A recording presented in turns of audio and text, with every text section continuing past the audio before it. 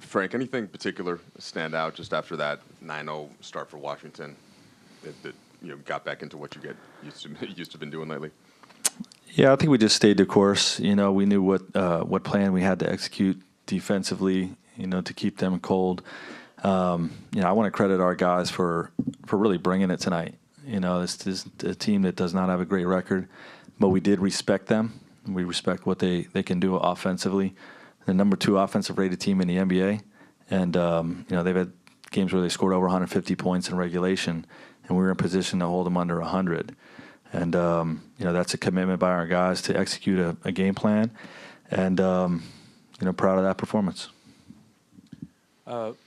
Frank, with New Orleans happening on Wednesday and this stretch that we talked about coming up on Sunday against the Mavs, did you feel like were you telling your team, hey, it's going to be easy to kind of this game might get lost in the shuffle, keep the motivation up? Not really. To me, like when you see that this team beat Minnesota by 20 at Minnesota, they just recently beat Phoenix at Phoenix, who's a good team.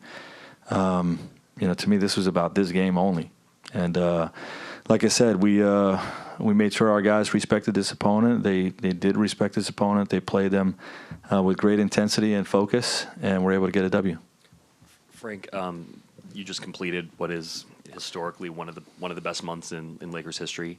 How indicative do you think that is of how good this team truly is, and do you feel like this team was really tested this month? I think we were tested. There wasn't a lot of games going in with teams with winning records, but it's the NBA. Teams can play above themselves, above their current record, and we saw that. We saw that several different times this month, where teams were giving us their best shot. We were playing really good, and they were good defense, better offense types of situations, and you can get beat in those situations. And to our guys' credit, they handled that level of adversity and were able to overcome those games, and just keep getting W's. So I'm proud of what they were able to accomplish this month. Frank, what did you make of Quinn Cook's minutes tonight in his performance? Yeah, he was terrific, and look, it's not easy to do when you're playing one night and you don't play the next. And he's been out the last couple of games. We've been giving Troy Daniels an opportunity to play in that 10th spot, and we just keep telling our guys, like, it's going to come back around. If they're not in a rotation one night, every game is different. Every stretch of games is different. And, to his credit, he's stayed with a great attitude, stayed ready. And you throw him in there tonight, and he had a great performance. So, I'm happy for him. Frank, to what extent, as you're winning now and maybe continue to try to do that, does that allow you to have a little more flexibility to tinker around with the lineup or steal a few minutes for AD and LeBron, or things like, to give you the freedom to do those things?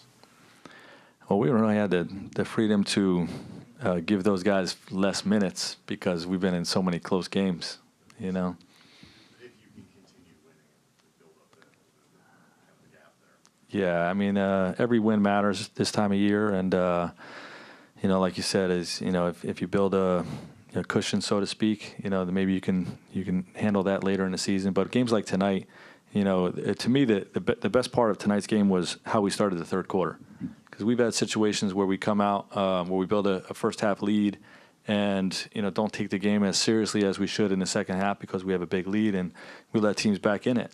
And, challenge our guys to improve that element of our team. And they came out on a 19-2 run to start the third. So, stretches like that allow you to, manage our main guys' minutes a little bit better, and we were able to do that tonight. Hey, Frank, is there any update on Kuz? I know he stayed in the game, but then looked like he might have gone back early inside. Yeah, he probably could have stayed in there if we needed him to. He was favoring it a little bit, and with a big lead. Again, similar to the situation with his eye, we used better judgment and got him out. But he had X-rays on his left ankle, and they were negative. It's a mild ankle sprain. He'll be day-to-day, and we'll see how he's tomorrow. Last question. How conscious are you of kind of when maybe Quinn hasn't played in a couple games or hasn't played any meaningful minutes in a couple games? Do you have sort of a rotation for that? Jared Dudley, Troy, Quinn, hey, let's get him because he hasn't been in for 2 or 3 games? Those guys, we prefer that those guys don't go too many games in a row without playing meaningful minutes. And, hopefully you have an opportunity where you're healthy enough, and that does happen. But, you like to just get those guys some fresh looks, and it's good for the group too. You get a fresh energy with a guy that hadn't been in there in a couple of games. And so to me, it's good for the group. It's good for those guys to stay engaged. And, they reward me when Quinn comes in and plays like he did tonight. And Troy rewarded me when, he came in a couple games ago and hit a big 3 in the fourth quarter on the road. So these guys are staying ready. They're doing the right thing, and they're contributing and being part of the team.